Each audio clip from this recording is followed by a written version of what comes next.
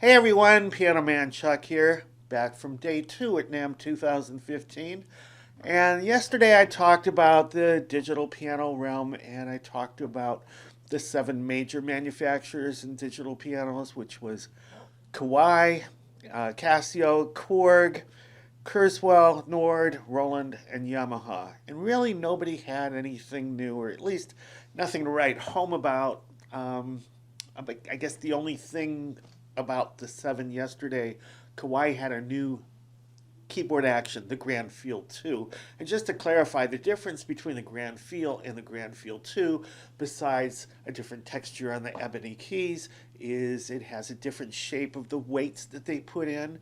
They do put in weights of individual keys now, and it's not necessarily in the same spot in each key. So it's kind of more like going through a regulation of a keyboard action, more so than they have in the Grand Feel. And you may or may not even notice a difference. Some people do, and some people don't. So, what I've heard is the people coming from the VPC1, which has the RH3 action, the second revision of that, coming to the Grand Feel, they may notice a little bit, but they notice a lot more apparently when they come to the Grand Feel 2.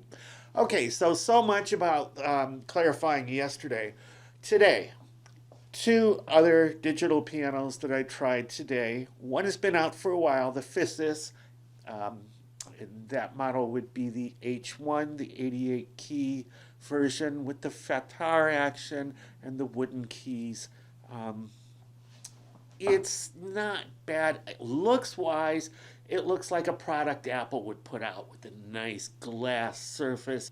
Everything is touch, so you touch certain places on the glass that's responsive to your fingers and everything. It just really looks like a polished product.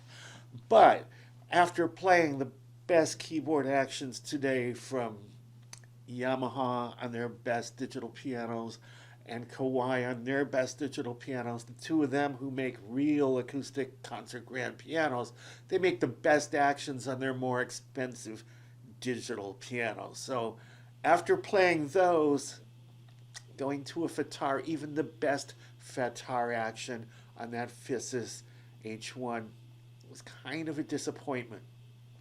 Now, when you're playing things at NAMM, you put on headphones because there's so much noise and everything. So you're hearing through headphones with a bunch of noise, and the sounds that are produced, it doesn't sound quite like a Steinway to me, or anything else. It doesn't sound quite like its real world counterpart, but it does sound good.